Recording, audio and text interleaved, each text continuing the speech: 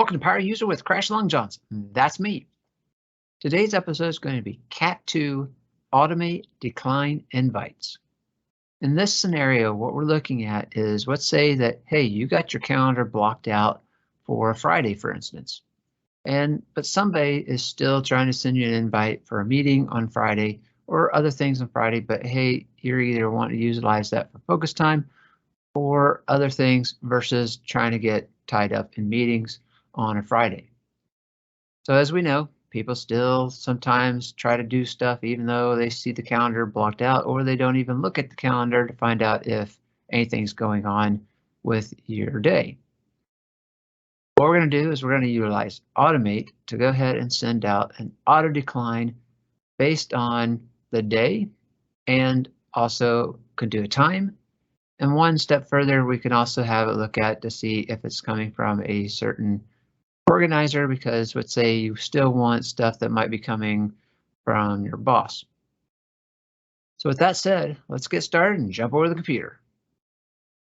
Now that we're at the computer, you'll see that we have our Power Automate open, and we went ahead and created an automated cloud flow. Now we're going to go ahead and pick the trigger. In this case, it's Office 365 Outlook. We are going to pick when a new item is created. We're going to go ahead and pick the calendar. We're going to do our new step. Now we're going to convert the time zone.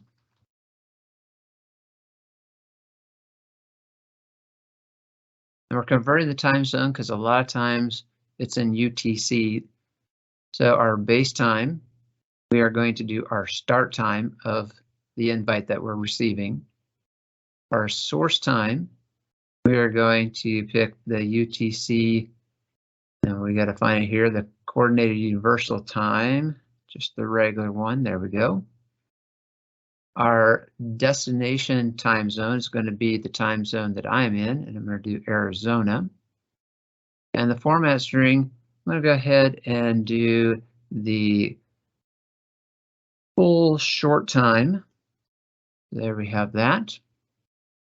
Next, we're going to do a new step, and now we're going to compose. Have our compose.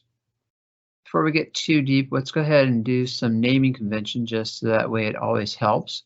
This is a good practice. So we're going to say my time zone.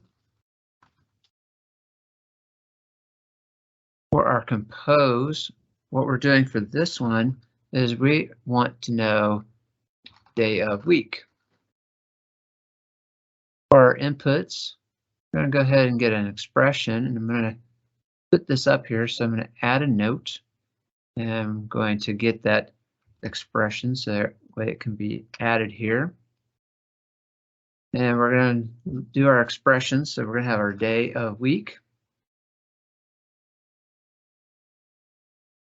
And then we are going to go get our body. So from our dynamic content, we're going to get the converted time zone. And we're going to go ahead and hit OK. Then we're going to do a new step. We're going to do another compose. For this one, we're going to add rename to here. And we're going to say this is our hour. And let's go ahead and get in a note here. So we're going to put that expression note. So we're going to get our expression.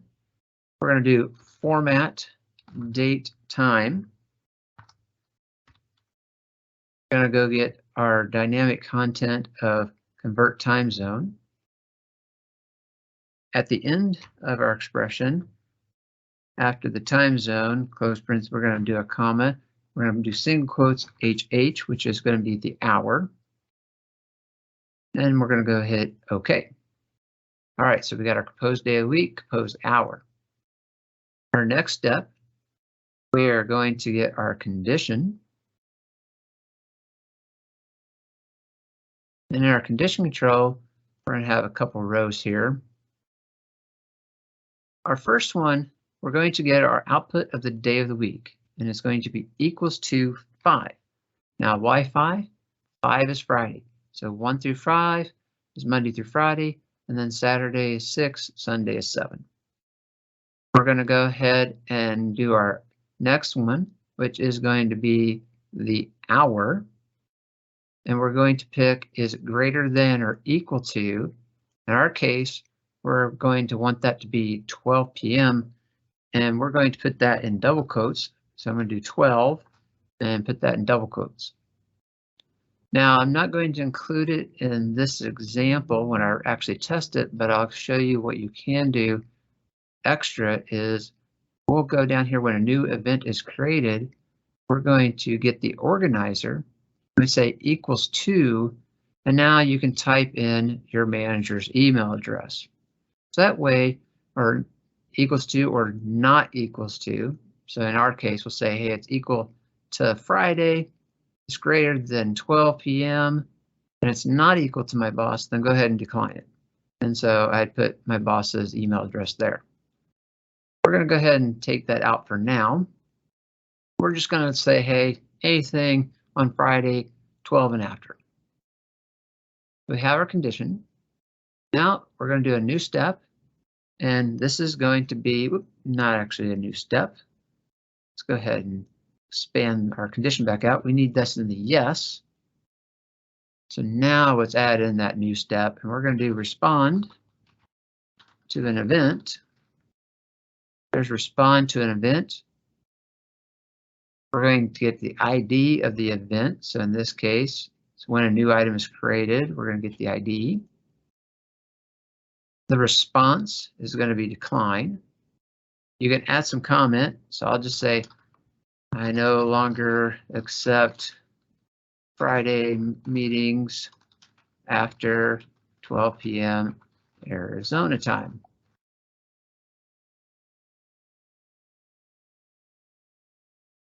So we'll go ahead and get that going. All right, so we'll go ahead and save that.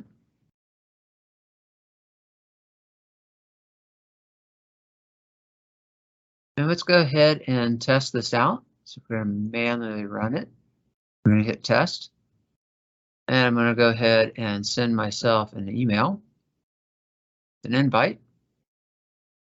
We now are going to wait for our automate to run as we wait for the invite to show up at the other inbox.